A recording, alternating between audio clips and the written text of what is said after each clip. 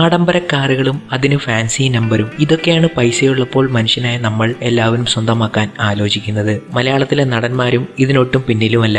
അങ്ങനെ ഈയിടയ്ക്ക് നടന്ന ഫാൻസി നമ്പറിലുള്ള ലേലത്തിൽ മോഹൻലാൽ ഒരു നമ്പർ സ്വന്തമാക്കിയിരിക്കുകയാണ്. KL7 CK7 എന്ന നമ്പറാണ് ലേലത്തിലൂടെ മോഹൻലാൽ സ്വന്തമാക്കിയത്. കൊച്ചിയിൽ നടന്ന ലേലത്തിൽ 31,000 രൂപയ്ക്കാണ് ലാൽ തന്റെ ഇഷ്ട നമ്പർ കൈവശപ്പെടുത്തിയത്. എന്നാൽ ജനപ്രിയ നായകൻ ദിലീപ് ലേലത്തിൽ തോറ്റുപോയി. KLC CK1 ആയിരുന്നു ദിലീപ് ബുക്ക് ചെയ്തിരുന്നത്.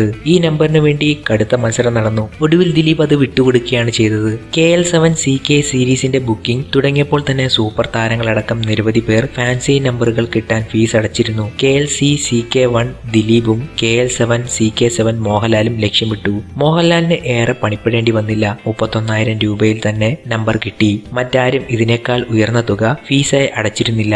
മോഹൻലാൽ തന്റെ ഇന്നോവ കാറിന് വേണ്ടിയാണ് നമ്പർ സ്വന്തമാക്കിയത്.